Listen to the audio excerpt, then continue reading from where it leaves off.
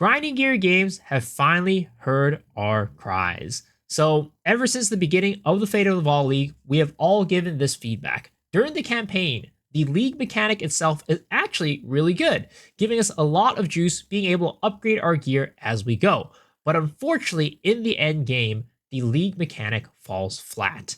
It just doesn't give us enough rewards for the amount of time that we spend doing them. So, Grinding Gear Games have finally heard our complaints and are going to be implementing some changes that are hopefully going to be solving our problems. So let's jump into this post. So they said that a consistent bit of feedback is they've received is that rewards for the temples are not high enough, particularly in the end game.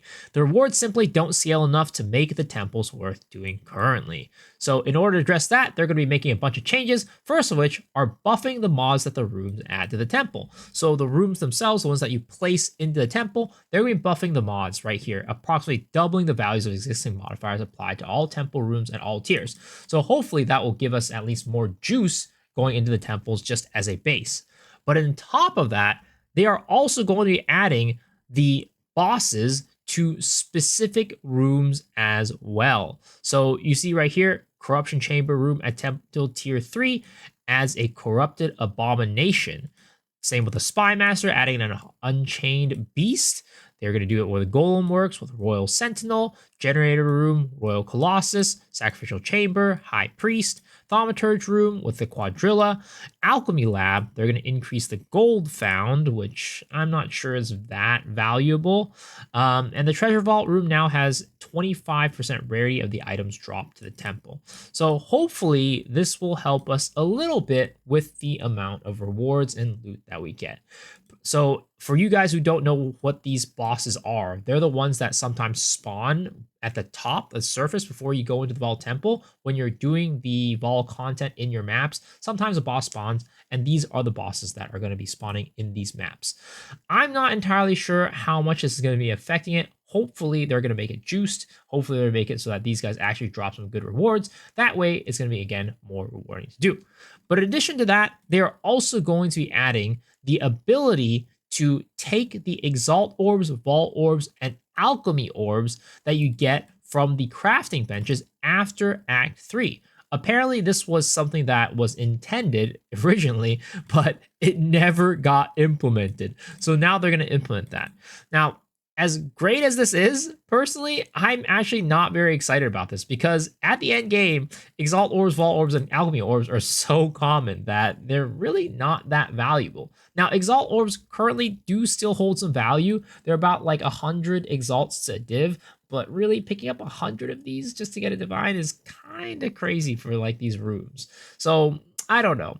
We'll see. And as like the end game progresses further, these exalts are going to be devalued even more. So I'm a little bit iffy on this change right here. It definitely should be in the game, but I really would have hoped that they would have been like, oh, as we approach later and later tier maps, we're going to start giving you, greater exalt orbs, perfect exalt orbs, maybe some chaos orbs, things like that, right?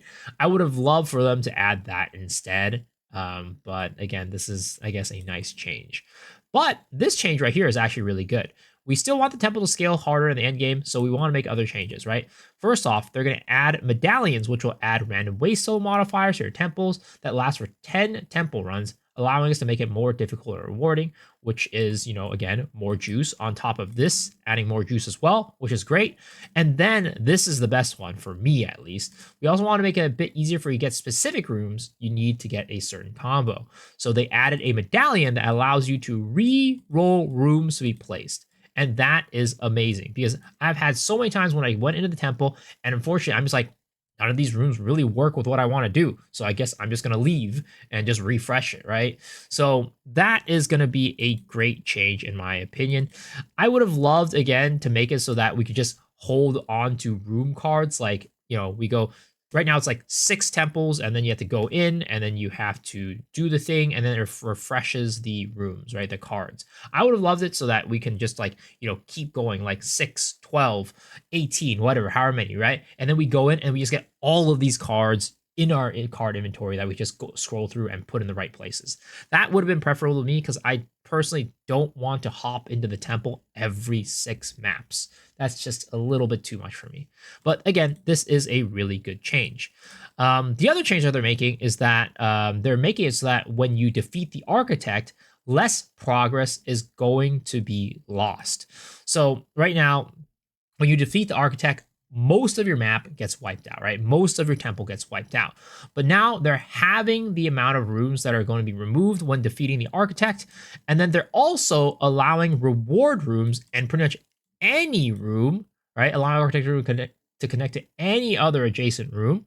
So that if you want to go to the architect, you don't have to have a path leading to it. You can just have a room and it will automatically let you connect to the architect. So that's also a very good change. They're also making it so that the tablet research vault room can no longer destroy tablets. They're making the unique rooms, the unique vault rooms, exclude more common uniques, so only give you better uniques. I mean, how good will these better uniques be? I don't know. And then the extraction chamber is rarer and you can't get offered more than one of those at the console. I'm assuming this was like a room that people didn't really want. So they're more rare and you can't get offered more than one, which I guess is a good thing. And then lastly, this is my favorite one.